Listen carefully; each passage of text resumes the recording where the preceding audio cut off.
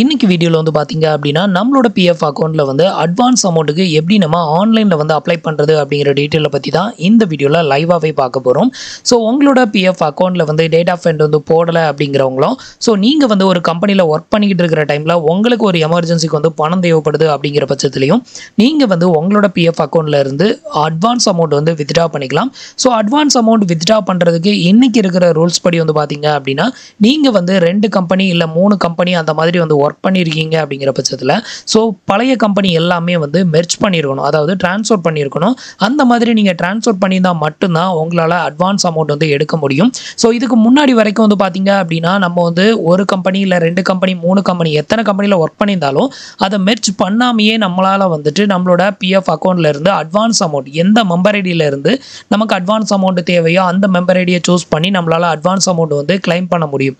But இன்னைக்கு இருக்கிற rules படி வந்து பார்த்தீங்க அப்படின்னா நீங்கள் வந்து 2 கம்பெனியில் ஒர்க் பண்ணிங்க அப்படின்னா அந்த ரெண்டுமே மெர்ஜ் ஆகிருக்கணும். ஸோ அப்படி மெர்ஜ் ஆயிருந்தால் மட்டும்தான் நம்ம வந்து அட்வான்ஸ் அமௌண்ட் வந்து கிளைம் பண்ண முடியும். ஸோ எப்படி நம்ம வந்து 2 பிஎஃப் அக்கௌண்ட்டை மெர்ஜ் பண்ணுறது அல்லது ட்ரான்ஸ்ஃபர் பண்ணுறது அப்படின்னு கேட்டிங்கன்னா ஆல்ரெடி நம்ம வந்து ட்ரான்ஸ்ஃபர் வீடியோ வந்து போட்டிருக்கோம். அந்த வீடியோவை ஃபுல்லாகவே பாருங்கள். அதுக்கப்புறம் உங்களோட பிஎஃப் அக்கௌண்ட்டை வந்து ட்ரான்ஸ்ஃபர் போடுங்க. அது வந்து ட்ரான்ஸ்ஃபர் ஆனதுக்கு அப்புறமா அட்வான்ஸ் அமௌண்ட் வந்து கிளைம் பண்ணிங்க அப்படின்னா டெஃபினட்டாக உங்களால் கிளைம் பண்ணிக்க முடியும். ஸோ நீங்கள் வந்து பிஎஃப் அக்கௌண்ட்டை ட்ரான்ஸ்ஃபர் பண்ணாமல் கிளைம் பண்ண முடியாது. அதே மாதிரி நீங்கள் வந்துட்டு ஒரே ஒரு கம்பெனியில் மட்டும்தான் ஒர்க் பண்ணிக்கிங்க, உங்களுக்கு வந்து இது மாதிரி சிங்கிள் மெம்பர் ஐடி மட்டும்தான் ஷோ ஆகுது அப்படிங்கிற பட்சத்தில் ஸோ ட்ரான்ஸ்ஃபர் பண்ணக்கூடிய அந்த மாதிரி பிரச்சனை வராது. ஸோ அப்போ ஈஸியாக நீங்கள் வந்து அட்வான்ஸ் அமௌண்ட் வந்து எடுத்துக்க முடியும். ஸோ இப்போ வந்துட்டு நம்ம அட்வான்ஸ் அமௌண்ட் வந்து கிளைம் பண்ணலாம், எப்படி பண்ணுறதுன்னு பார்க்கலாம். அதுக்கு முன்னாடி நீங்கள் இது மாதிரி பிஎஃப் அக்கௌண்ட் ரிலேட்டடான எந்த ஒரு அப்டேட்டையும் இமீடியட்டாக தெரிஞ்சுக்கணும் அப்படின்னு நினச்சிங்கன்னா மறக்காமல் நம்மளோட சேனலுக்கு சப்ஸ்கிரைப் பண்ணிக்கோங்க. நம்மளோட வீடியோஸ் உங்களுக்கு யூஸ்ஃபுல்லாக இருந்தது அப்படின்னா மறக்காமல் உங்களோட ஃப்ரெண்ட்ஸ்க்கும் ரிலேட்டிவ்க்கும் ஷேர் பண்ணுங்கள். ஸோ அடுத்தது கிளைம் பண்ணுறது எப்படின்னு பார்க்கலாம். இதுக்கு வந்து ஆன்லைன் சர்வீஸ் அப்படிங்கிற ஆப்ஷனை செலக்ட் பண்ணிவிட்டு இதில் வந்து கிளைம் ஃபார்ம் அப்படின்னு ஒரு ஆப்ஷன் கொடுத்துருப்பாங்க. ஃபர்ஸ்ட் ஆப்ஷனை வந்து செலக்ட் பண்ணிக்கோங்க. அடுத்தது உங்களுக்கு இது மாதிரி தான் பேஜ் வந்து ஓப்பன் ஆகும். இதில் வந்து உங்களோட அக்கௌண்ட் நம்பர் நீங்கள் கேஒய்சியில் வந்து லாஸ்ட்டாக எந்த பேங்க் அக்கௌண்ட்டை அப்டேட்டட் பண்ணியிருந்தீங்களோ அந்த பேங்கோட ஃபுல் அக்கௌண்ட் நம்பரை வந்து என்ட்ரு பண்ணி வெரிஃபை கொடுத்துக்கோங்க. இப்போ வந்து பார்த்தீங்க அப்படின்னா நான் வந்து வெரிஃபை கொடுத்ததுமே இது மாதிரி உங்களுக்கு ஒரு டேர்ம்ஸ் அண்ட் கண்டிஷன் வந்து ஓப்பன் ஆகும். இதில் வந்து எஸ் கொடுத்துருங்க. ஸோ எஸ் கொடுத்ததுமே அடுத்தது வந்து பார்த்தீங்கன்னா உங்களுக்கு ப்ரொசீட் ஃபார் ஆன்லைன் அப்படிங்கிற இந்த ஆப்ஷன் வந்து ஓப்பன் ஆயிரும். ஸோ இதை வந்து செலக்ட் பண்ணிக்கோங்க.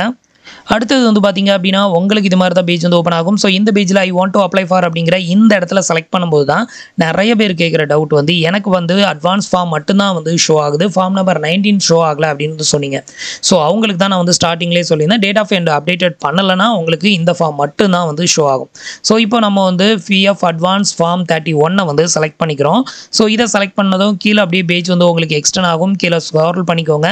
அடுத்தது வந்து பார்த்தீங்கன்னா செலக்ட் சர்வீஸ் அப்படின்னு ஒரு ஆப்ஷன் வந்து கொடுத்துருப்பாங்க. இதில் வந்து பார்த்தீங்க அப்படின்னா நீங்கள் எந்த கம்பெனியில் வந்து இப்போ கரண்டில் ஒர்க் பண்ணுறீங்களோ அந்த கம்பெனி வந்து செலக்ட் பண்ணிக்கோங்க. இதில் வந்து பார்த்தீங்கன்னா நீங்கள் வந்து 2 கம்பெனி 3 கம்பெனி ஒர்க் பண்ணிருக்கீங்க அப்படின்னா எல்லா கம்பெனியோட மெம்பர் ஐடியுமே இதில் வந்து ஷோ பண்ணுவாங்க. இதில் வந்து லாஸ்ட்டாக நீங்கள் எந்த கம்பெனியில் ஒர்க் பண்ணுறீங்களோ அந்த மெம்பர் ஐடியை தான் வந்து செலக்ட் பண்ணணும். நான் இப்போ லாஸ்ட்டாக ஒர்க் பண்ணுற கம்பெனியோட மெம்பர் ஐடியை செலக்ட் பண்ணியிருக்கேன். ஸோ இப்போ வந்து மெம்பர் ஐடியை வந்து செலக்ட் பண்ணியாச்சு. அடுத்தது வந்து பார்த்தீங்க அப்படின்னா என்ன பர்பஸ்க்காக இந்த ஒரு அட்வான்ஸ் அமௌண்ட் வந்து எடுக்கிறீங்க அப்படின்னு கேட்டிருப்பாங்க. அதுக்கான ரீசனை வந்து செலக்ட் பண்ணணும். ஸோ இதில் வந்து பார்த்தீங்க அப்படின்னா இப்போ வந்து இல்னஸில் அதிகபட்சமாக 1 lakh வரைக்கும் இதில் வந்து நம்ம எடுக்கலாம் அப்படின்னு சொல்லி இப்போ வந்து ஒரு நியூ அப்டேட் வந்து கொடுத்துருக்காங்க. இதுக்கு முன்னாடி வரைக்கும் வந்து பார்த்தீங்க அப்படின்னா இல்னஸ் ஆப்ஷனை யூஸ் பண்ணி நீங்கள் கிளைம் போட்டிங்க அப்படின்னா உங்களோட 3 month பேசிக் சேலரி வந்து எவ்வளோ அமௌண்ட் இருக்குதோ அந்த பேசிக் அமௌண்ட், அப்படி இல்லைனா உங்களோட டோட்டல் எம்ப்ளாயி ஷேரில் உள்ள அமௌண்ட்டில் 50% ஆஃப் அமௌண்ட் வந்து கொடுப்பாங்க. ஸோ இந்த ரெண்டில் எது லோயஸ்ட்டாக இருக்கோ அதுதான் நமக்கு வந்து கிரெடிட்டட் ஆகும். பட் இப்போ வந்து பார்த்தீங்க அப்படின்னா அந்த லிமிட்டை வந்து பார்த்தீங்கன்னா 50,000 இப்போ 1 lakh இன்க்ரீஸ் பண்ணியிருக்காங்க. இதுக்கு முன்னாடி அதிகபட்சமாக இல்னஸாக சூஸ் பண்ணோம் அப்படின்னா 50,000 கீழே தான் நமக்கு வந்து அமௌண்ட் வந்து செட்டில் ஆகும். பட் இன்னைக்கு ரேஞ்சில் நீங்கள் வந்து கிளைம் பண்ணீங்க அப்படின்னா 50,000 1 லட்சம் ரூபாய்க்குள்ள வரைக்கும் நீங்கள் வந்து இல்னஸ் அப்படிங்கிற ஆப்ஷனை வந்து சூஸ் பண்ணலாம். ஸோ நீங்கள் வந்து இல்னஸை மோஸ்ட்லி வந்து சூஸ் பண்ணீங்க அப்படின்னா உங்களுக்கு கிளைம் ரிஜெக்டட் ஆகாது. பவர் கட்லாம் வந்து சூஸ் பண்ணாதீங்க. அதே மாதிரி மேரேஜ் வந்து நீங்கள் சூஸ் பண்ணலாம், ஹையர் எஜுகேஷன் வந்து சூஸ் பண்ணலாம், அப்புறம் வந்துட்டு பர்பஸ் ஆஃப் ஹேண்டிகேப்ட் எக்யூப்மெண்ட் இருக்கலாம், இந்த ஆப்ஷனை வந்து சூஸ் பண்ணாதீங்க, இது ரிஜெக்டட் ஆகும். அதுக்கப்புறம் வந்து கன்ஸ்ட்ரக்ஷன் ஆஃப் ஹவுஸ், இது வந்து உங்களுக்கு எலிஜிபிலிட்டி இருந்தது அப்படின்னா இந்த ஆப்ஷன் வந்து ஓப்பன் ஆகும். அப்போ நீங்கள் இந்த ஆப்ஷனை வந்து செலக்ட் பண்ணிக்கலாம். ஸோ உங்களுக்கு இந்த ஆப்ஷன் ஓப்பன் ஆகலை அப்படின்னா அப்படின்னா நீங்கள் வந்து செலக்ட் பண்ண முடியாது. அதுக்கப்புறம் ஆல்டர்னேட்டிவ் ஆஃப் ஹவுஸ், உங்களோட ஹவுஸ் இல்லை பில்டிங் ஏதாவது நீங்கள் ஆல்டர்னேஷன் பண்ண போகிறீங்க, அதிக அமௌண்ட் வேணும் அப்படின்னாலும் ஸோ இந்த ஆப்ஷன்லாம் உங்களுக்கு ஓப்பனில் இருந்ததுன்னா செலக்ட் பண்ணுங்கள். இந்த ஆப்ஷன்லாம் உங்களுக்கு ஓப்பனில் இல்லை அப்படின்னா நீங்கள் வந்து இல்னஸையே வந்து சூஸ் பண்ணிக்கோங்க. ஸோ இதில் வந்து பார்த்தீங்க அப்படின்னா ஒரு சிலருக்கு வந்து பார்த்தீங்கன்னா இல்னஸ், அப்புறம் பவர் கட்டு, அதுக்கப்புறம் ஹையர் எஜுகேஷன், இந்த மாதிரி 3 ஆப்ஷன் தான் இருக்கும். ஸோ இந்த 3 ஆப்ஷனில் நீங்கள் இல்னஸ் வந்து சூஸ் பண்ணலாம். இதில் நீங்கள் சூஸ் பண்ணக்கூடாத ஆப்ஷன் நேச்சர் ஆஃப் கேலமிட்டிஸ், இது வந்து சூஸ் பண்ணாதீங்க, மோஸ்ட்லி இது வந்து ரிஜெக்டட் ஆகும். அடுத்தது வந்து பார்த்தீங்கன்னா பர்ச்சேஸ் ஆஃப் ஹேண்டிகேப்ட் எக்யூப்மெண்ட், இதை வந்து சூஸ் பண்ணாதீங்க, ரிஜெக்டட் ஆகும்.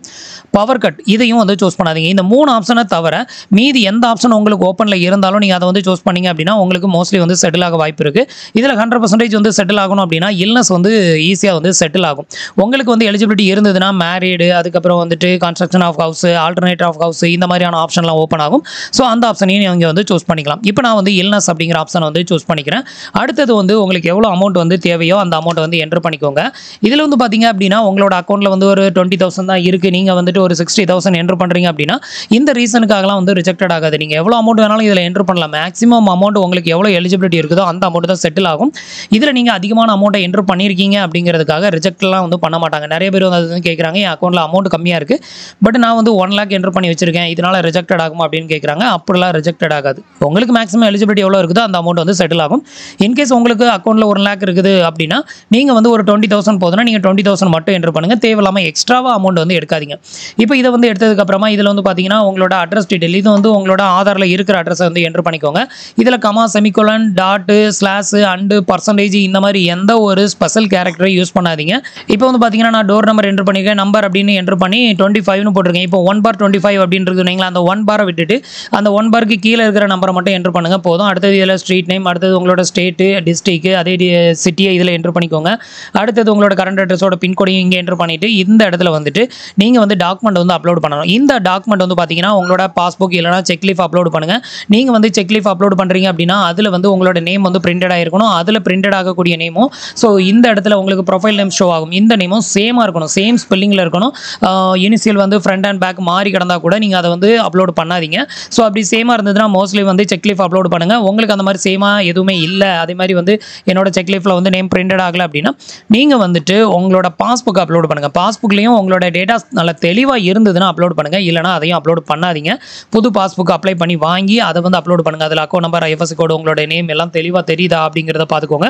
அதை வந்து அப்லோட் பண்ணிக்கோங்க. என்கிட்ட வந்து செக் புக்கும் இல்லை, பாஸ்புக்கும் இல்லை, ஸ்டேட்மெண்ட் மட்டும் தான் இருக்குது அப்படின்னா அந்த ஸ்டேட்மெண்ட்டில் உங்களோட மேனேஜரோட சீல் அண்ட் சைன் வாங்கி அதை வந்து ஸ்கேன் பண்ணி இதில் வந்து அப்லோட் பண்ணிக்கோங்க. இதோட மேக்ஸிமம் சைஸ் வந்து பார்த்தீங்கன்னா 500 கேபிக்கு உள்ளே இருக்கணும், 100 கேபிக்கு மேலே இருக்கிற மாதிரி பண்ணிக்கோங்க. இது வந்து பார்த்தீங்கன்னா ஜேபிஜி ஃபார்மெட்டில் இருக்கணும் அப்படிங்கிறதையும் மென்ஷன் பண்ணிக்கோங்க. இதை வந்து அப்லோட் பண்ணிவிட்டு இது எல்லாமே பண்ணிவிட்டு அப்படியே கீழே வந்து ஸ்க்ரோல் பண்ணிங்க அப்படின்னா ஒரு டிக் பாக்ஸ் ஒன்று கொடுத்துருப்பாங்க. இதை வந்து டிக் பண்ணி விட்டுட்டு கெட் ஆதார் ஓடிபி அப்படிங்கிற இந்த ஆப்ஷனை வந்து செலக்ட் பண்ணிக்கோங்க. இப்போ வந்து பார்த்தீங்க அப்படின்னா உங்களோட ஆதார் கார்டு வந்து எந்த மொபைல் நம்பரோட லிங்க் ஆயிருக்குதோ அந்த மொபைல் நம்பருக்கு ஒரு 1 டைம் பாஸ்வேர்டு வந்து சென்ட் பண்ணியிருப்பாங்க. அதை வந்து இந்த இடத்துல என்டர் பண்ணிவிட்டு validate OTP and submit claim form அப்படிங்கிற ஆப்ஷனை செலக்ட் பண்ணிக்கோங்க. ஸோ இப்போ எனக்கான 1 டைம் பாஸ்வேர்டை என்ட்ரு பண்ணிவிட்டேன். இப்போ வேலிடேட் ஓடிபி அப்படிங்கிற ஆப்ஷனை வந்து செலக்ட் பண்ணுறேன். உங்களுக்கு வந்து நெட்வொர்க் இஷ்யூ இருந்தது அப்படின்னா உங்களுக்கு எரர் அடிக்கலாம். ஸோ அப்படி இருக்கிறப்போ மறுபடியும் ட்ரை பண்ணுங்கள்.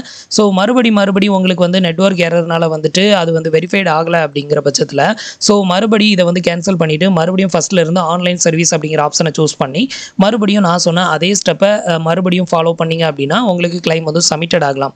ஸோ உங்களுக்கு சர்வர் இஷ்யூ எதுவுமே இல்லை அப்படிங்கிற பட்சத்தில் உங்களுக்கு ஈஸியாக சப்மிட்டட் ஆயிரும். இப்போ நமக்கு வந்து பார்த்தீங்க அப்படின்னா PF advance claim form submitted successful அப்படின்னு வந்துருச்சு பாருங்க. எனக்கு வந்து ஃபர்ஸ்ட் அட்டெம்ப்ட்ல இது வந்து கிளியர் ஆயிருச்சு. ஃப்ரெண்ட்ஸ், இந்த இன்ஃபர்மேஷன் உங்களுக்கு யூஸ்ஃபுல்லாகவும் இன்ஃபர்மேட்டிவாகவும் இருந்திருக்கும் அப்படின்னு நினைக்கிறேன். நம்மளோட வீடியோஸ் பிடிச்சிருந்ததுன்னா லைக் பண்ணுங்க, ஷேர் பண்ணுங்க, கமெண்ட் பண்ணுங்க, மறக்காம நம்மளோட சேனலுக்கு சப்ஸ்கிரைப் பண்ணி சப்போர்ட் பண்ணுங்க. தேங்க்ஸ் ஃபார் வாட்சிங்.